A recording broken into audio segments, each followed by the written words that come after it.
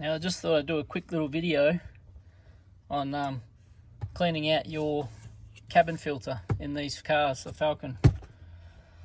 I've just popped the glove box out. Really easy to do. All you do is open the glove box, then you just press down on this little tab.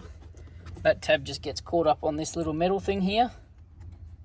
That's what stops it from popping out. So you just push the tab down here with your finger, so this little bit here clears that piece of metal, and then you can just pop the glove box up off of these little clips. Just get your hand and just pop it up and they'll just pop straight off.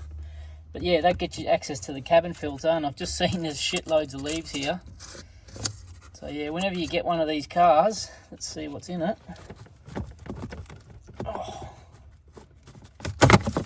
Oh man.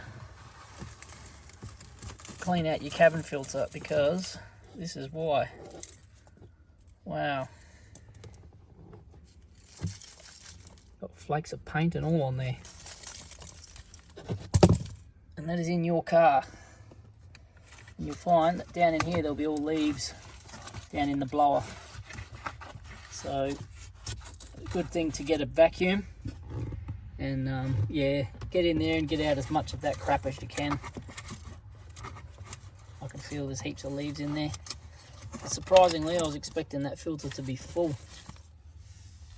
I mean, it is filthy, but yeah, I've seen worse.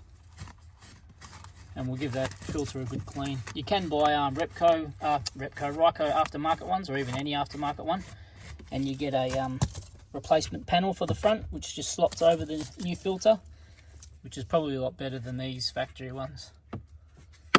Although these do the job. Once you clean them out, they still do the job. But yeah, little tip, don't forget your cabin filter.